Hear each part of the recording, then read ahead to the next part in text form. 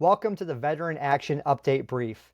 I'm Mark Lucas, the founder of Veteran Action, and our guest is a good friend of mine going back to our college days at the University of Iowa, Mike Davis. He also serves as the senior counsel for Veteran Action, but he's also the president and founder of the Article 3 Project.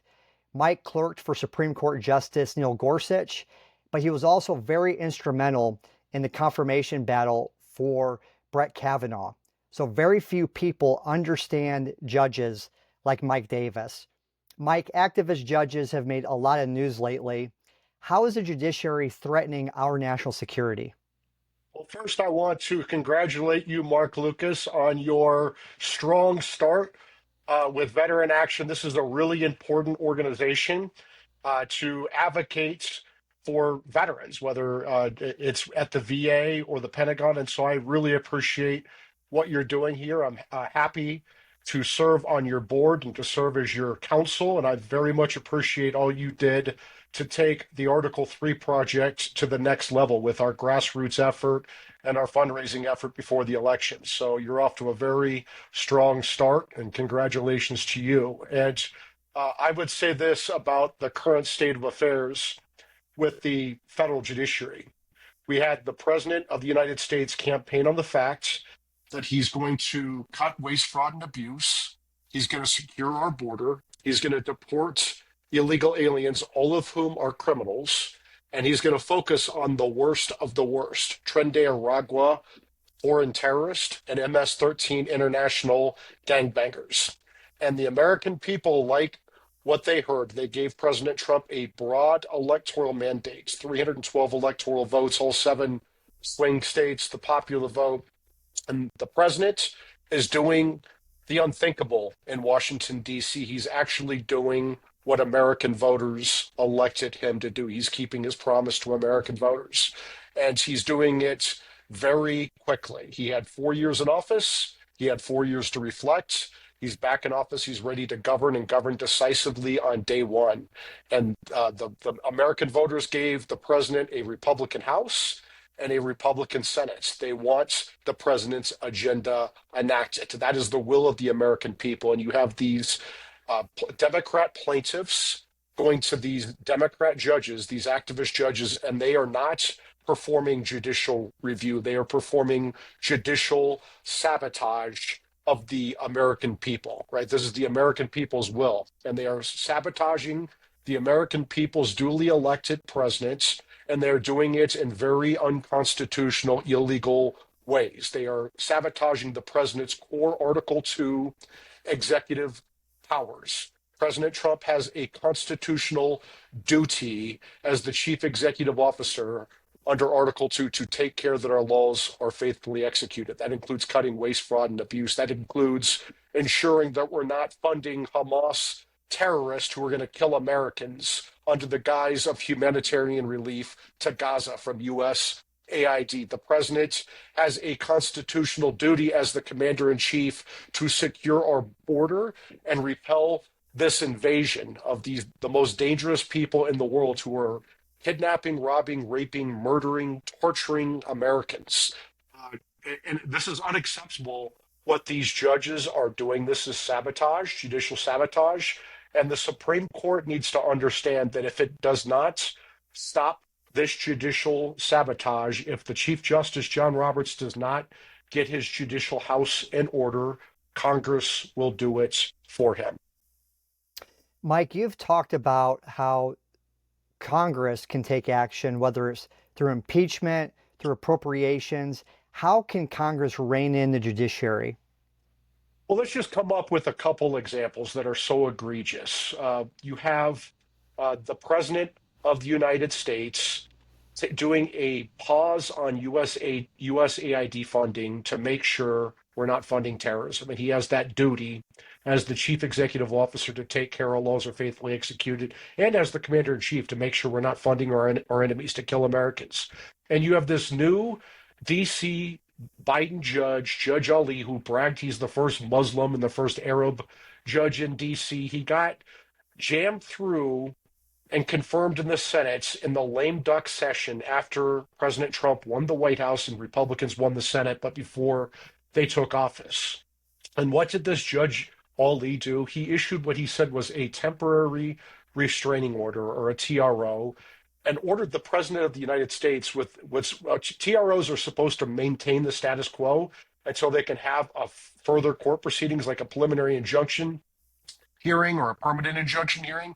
This judge ordered the president through a TRO to send $2 billion out the door before the president can do a national security review. Well, the Supreme Court of the United States allowed this to happen because they're cowards, right? So that's number one.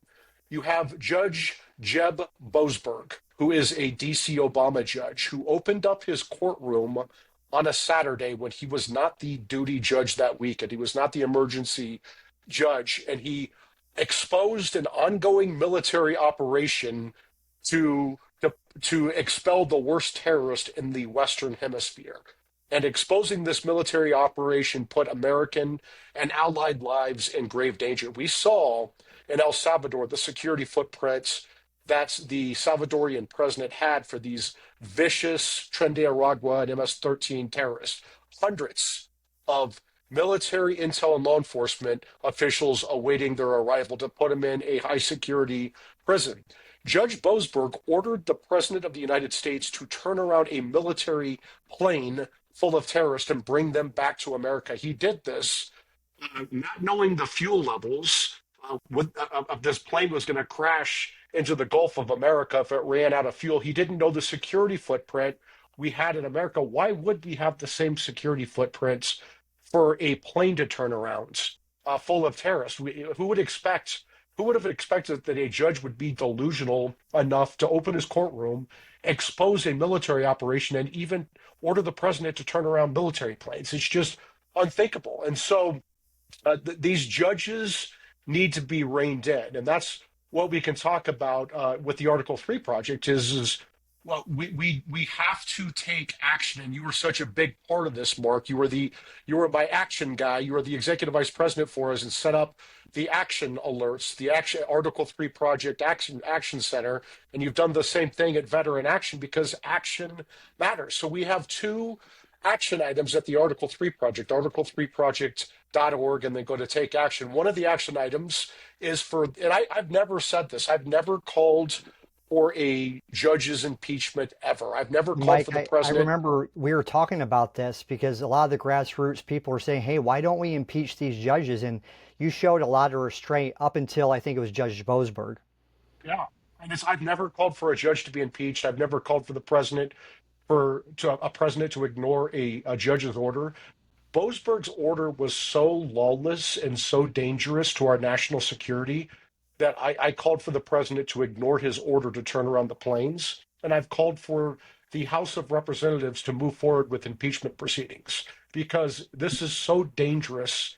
The Supreme Court struck down these orders, told Judge Boasberg that his orders were illegal because Boasberg, even after the Supreme Court struck him down once, he tried to hold officials in contempt for not following an order he didn't have the power to issue according to the Supreme Court. So I've called on the House to make an example out of Boasberg. And I don't care if we don't have the votes in the House or the Senate to impeach and remove this guy. I want this guy to go through the process so he understands that this is part of his calculation going forward. And these judges, these activist judges, that if they are sitting in impeachment proceedings and worried about defending themselves in impeachment, they're not going to be moonlighting as generals and ordering the president to turn around planes. That's number one. Another action item at the Article 3 project is that $2 billion that Judge Ali sent out the door to his Hamas buddies to kill Americans.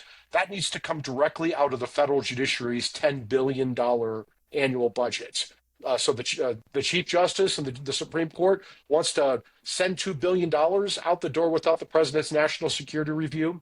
Okay, well, that means that the federal judiciary is going to lose that 20% of its budget to make up for that. We have to take off the glove. When these judges wear robes, not capes, it's their job to decide cases and controversies of the parties properly before them with redressable claims. That is their Article 3 standing under the Constitution. Nothing more, nothing less. And if these judges think that they're going to take off their robes and put on their capes because they're narcissistic superheroes who think they're going to save the planet from Donald Trump there needs to be severe legal, political, and financial consequences. And that means when these judges take off their judicial robes and climb into the political arena and throw political punches, at the Article 3 Project and at Veteran Action and these other groups, we need to throw powerful political counterpunches so they stop doing this. They must pay a price so they stop doing this, so they stay in their lane and stop sabotaging the President of the United States and really sabotaging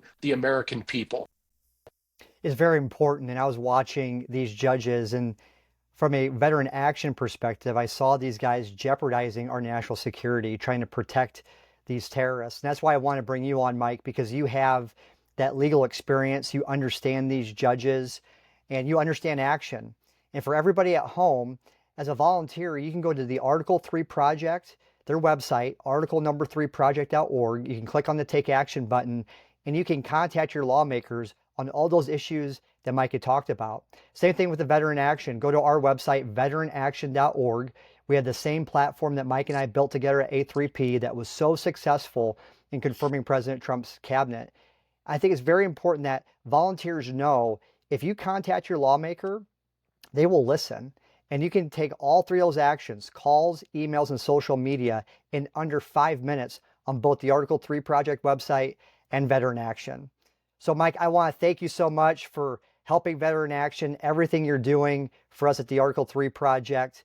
And for everybody watching at home, again, go to the Article 3 Project's website, go to Veteran Action. We will continue to bring the grassroots pressure so that Congress listens and that we can put our country back on track. Thank you, Mark. Really appreciate it.